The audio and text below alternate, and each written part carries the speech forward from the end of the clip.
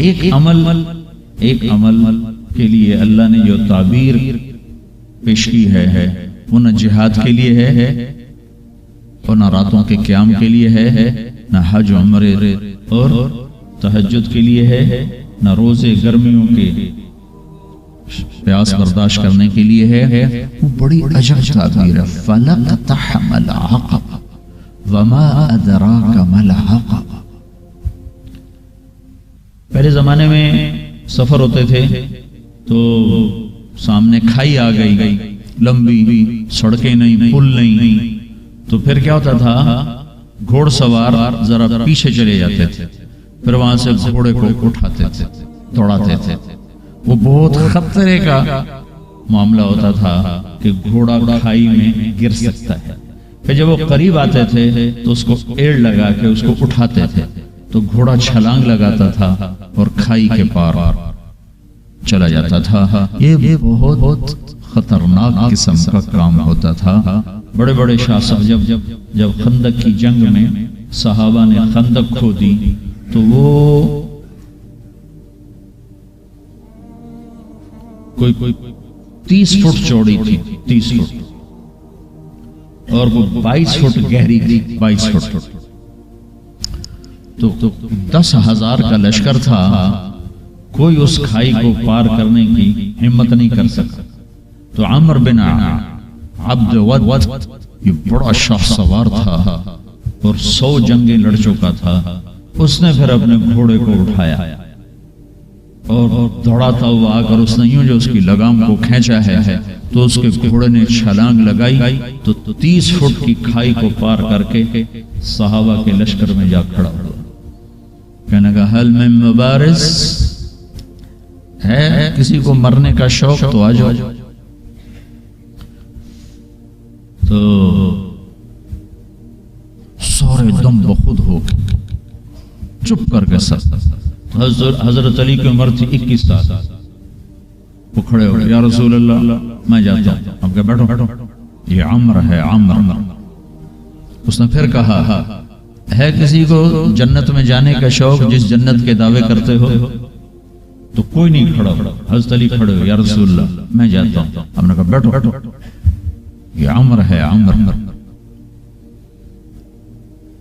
پھر تیسری دفعہ اس نے کہا کدھر گئے تمہارے جنت کے شوق؟ تو پھر حضرت علی کھڑے ہو، کہا یا رسول اللہ مجھے بھیجیں۔ کہا یہ عمر ہے، کہا عمر ہے تو کیا ہے، مجھے بھیجیں تو سے۔ تو اچھا کہا جاؤ، پھر ان کے لیے دعا کی۔ تو یہ بچے سے وہ 100 جنگیں لڑا ہوا۔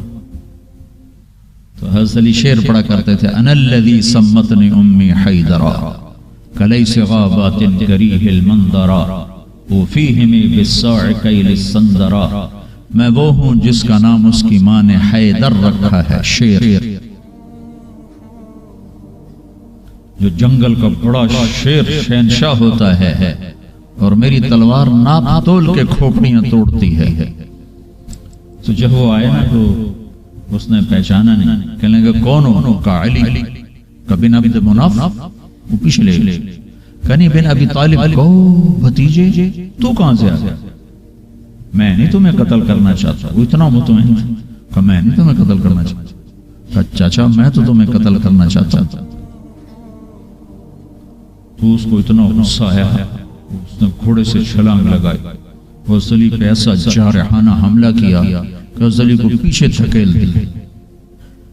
تو غبار اٹھا، دونوں غبار میں چھپ گئے۔ تو اللہ کے نبی نے ہاتھ اٹھا، یا اللہ علی کی مدد فرما۔ تو اس نے تھوڑی دیر کے بعد اس نے جو وار کیا جو سر پہ لگا، حضرت علی کے ترچھا اور کندھے پہ آ کے لگا، کندھا زخمی ہو گیا۔ تو اتنے میں حضرت اللہ کے نبی کی دعا، یا اللہ علی کی مدد فرما۔ تو علی نے بڑھ کے وار کیا، اس نے ڈھال پہ روکا، وہ ڈھال کٹ گئی، سیدھا اس کی کھوپڑی پہ لگا، وہ 2 ٹکڑے ہو کو نیچے گر گیا۔ تو آپ کو اقتحام کے ساتھ یہ واقعہ سنا ہے۔ اقتحام، گھاٹی کو پار کرنا کوئی آسان کام ہے؟ اللہ کہتا ہے وَمَا أَدْرَاكَ مَا الْعَقَبَةُ، وہ کون سی گھاٹی ہے جو میں تمہیں چھلانگ لگوانا چاہتا ہوں؟ یہ تعبیر قرآن میں صرف ایک جگہ آئی اور اس عمل کے لیے آئی ہے جو میں بتانے لگا. فَلَقْتَحَمَ الْعَقَبَةَ. یہ لاہور والوں کو شوق کیوں نہیں ہے گھاٹی کو پار کرنے کا؟ وَمَا أَدْرَاكَ مَا الْعَقَبَةُ. کچھ خبر بھی ہے کیا ہے وہ گھاٹی؟ فَكُّ رَقَبَةٍ. یہ کام یہ کر رہے ہیں. فَكُّ رَقَبَةٍ. جن کی گردنیں پھنسی ہوئی ہیں ان کی گردنوں کو آزاد کرا.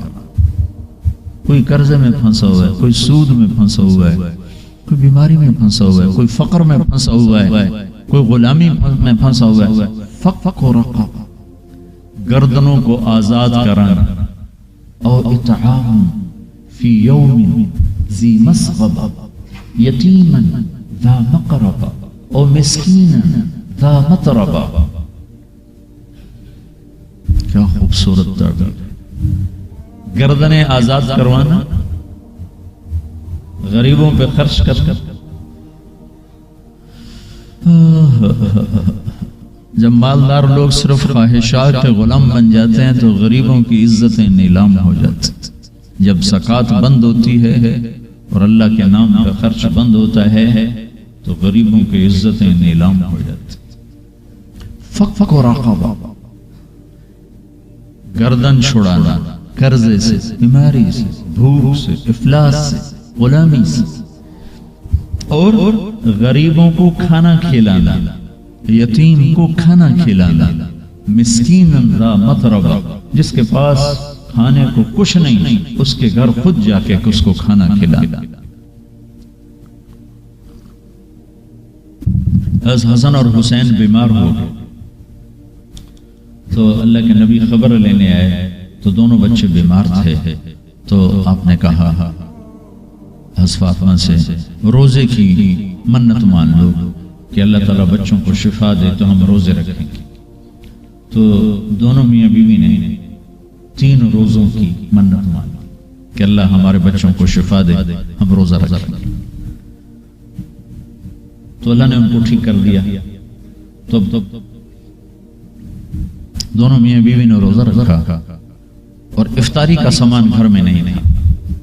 تو ایک یہودی تھا شمعون، حضرت علی اس کے پاس گئے، کہا کوئی مزدوری ہے؟ کوئی مزدوری ہے؟ کہاں ہے؟ یہ اون ہے، یہ صاف کر تو تمہیں جو دو گا، کچھ جو دو. تو وہ اون لے کر گھر میں آیا، حضرت فاطمہ کو دی کہ صاف. انہوں نے اس کو دوپہر تک صاف کیا، وہ واپس لے گئے. تو اس نے تھوڑے سے جو دے دے تو انہوں نے پیس کے آٹا بنایا، کھانا بنایا، روٹی بنائی، سالن تو تھا نہیں. دونوں میاں بیوی افطاری کے لیے بیٹھے ہیں کہ دروازے پہ آواز آئی، مسکین ہوں اللہ کے نام پہ کچھ دو. تو دونوں نے ایک دوسرے کو دیکھا تو آدھی روٹی دے دیتے یا ایک روٹی دے دیتے، ایک خود آدھی آدھی کھا لیتے. دونوں روٹیاں اٹھا کے اس کو دے دی اور پانی پہ افطار کر. رات کو بھی کھانے کو کچھ نہیں تھا تو پانی پہ کھجور پہ روزہ رکھا. اگلے دن پھر حضرت علی شمعون یہودی کے پاس گئے اور اس سے اون لے کر آئے. حضرت فاطمہ نے اس کو سارا دن صاف کیا. عصر سے پہلے مزدوری ملی، اس کو صاف، اس کو پیس کر آٹا بنا کر روٹی بنا کر میاں بیوی کھانے پر بیٹھے تو دروازے پہ آواز لگی، یتیم ہوں اللہ کے نام پہ کچھ دو. تو دونوں نے ایک دوسرے کو دیکھا اور ساری روٹیاں اٹھا کر اس کو دے دی اور پانی پہ روزہ افطار کر لیا. تیسرا دن آیا، پھر وہ مزدوری کر کے روٹی تیار کی اور افطاری پر بیٹھے تو دروازے پر آواز لگی. بدر کے قیدی اس دن آزاد ہوئے، بدر کے قیدی اس دن آزاد کیے گئے. تو ایک قیدی دروازے پر آ گیا، قیدی ہوں ابھی چھوٹا ہوں اللہ کے نام پہ کچھ دو. تو دونوں میاں بیوی نے دونوں روٹیاں اٹھا کر اس کو دے دی. 3 دن کے فاقے نے حضرت فاطمہ کو بستر پر گرا دیا اور بیمار ہو گئے. تو اللہ کے نبی حال پوچھنے آئے تو ان کے سینے پہ سر رکھ کے رونے لگے بیماری کی شدت سے. تو یہ ان آنسوؤں نے جو آسمان میں ہلچل مچائی، جبریل قرآن لے کر اترا وَيُطْعِمُونَ الطَّعَامَ عَلَى حُبِّهِ مِسْكِينًا وَيَتِيمًا وَأَسِيرًا إِنَّمَا نُطْعِمُكُمْ لِوَجْهِ. پوری آپ کو سنو پیچھے سے اللہ نے کیا عزت بخشی. پیٹ بھرنا تو جانور کا بھی کام ہے، پیٹ ہی بھرنا رہ جائے تو جانور انسان میں کیا فرق. ان الابرار یشربون من کاس کان مزاجها کافورا عینا یشرب بها عباد اللہ یفجرونها تفجیرا.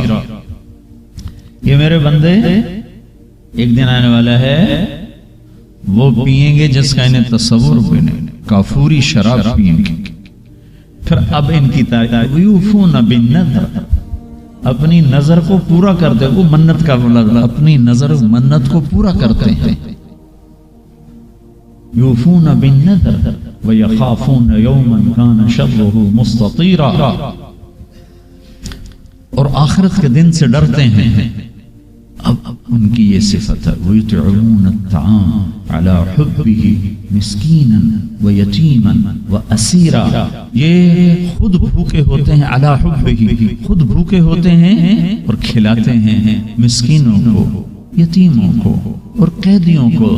اور پھر ان کی اخلاص کی اللہ نے گواہی دی، انما نطعمکم لوجہ اللہ لا نرید منکم جزاء ولا شکورا. اللہ ان کے اخلاص کا گواہ بن رہا ہے کہ یہ کہہ رہے ہیں کہ ہم صرف اللہ کو راضی کرنے کے لیے کھلا رہے ہیں، ہم کوئی آہ واہ نہیں چاہتے.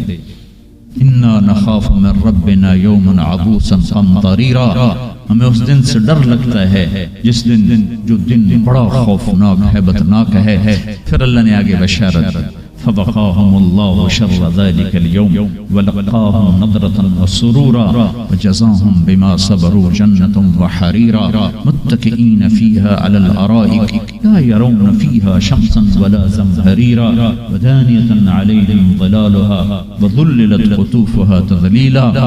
آگے تک یہ قرآن اترا کہ اللہ تعالیٰ کہ جبریل آگے پیغام لے کر کہ علی و فاطمہ کا یہ عمل ایسا پسند آیا ہے کہ عرشوں پر بھی دھوم مچ گئی ہے.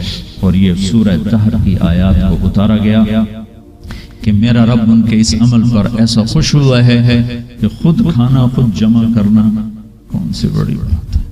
ایک مہمان آیا اللہ کے نبی کہ یا رسول اللہ بھوکا. آپ نے فرمایا بھائی اس کی مہمانی کون کرے گا؟ ابو طلحہ کہنے لگے میں کروں گا. تو ان کو لے کر گھر آئے، اپنی بیوی سے پوچھا کھانے کو کچھ ہے؟ کہنے لگی بچوں کے لیے کچھ رکھا ہے، تیرے میرے لیے بھی کچھ نہیں. اچھا بچوں کو سلا دو، پہلا سلا دو اور کھانا رکھو، اور جب مہمان اور ہم بیٹھ جائیں تو چراغ بجھا دینا اور ہم منہ ہلاتے رہیں گے اور ہمارا مہمان پیٹ بھر کے کھا لے. تو بچوں کو سلا دیا، بھوکے سلا دیا، اور خود دسترخوان پر بیٹھے تو ان کی بیوی چراغ ٹھیک کرنے کے بہانے جا کر چراغ کو بجھا دیا اور دسترخوان پر بیٹھ کر ایسے منہ ہلاتے رہے اور مہمان کھاتا رہا، اس کا پیٹ بھر گیا.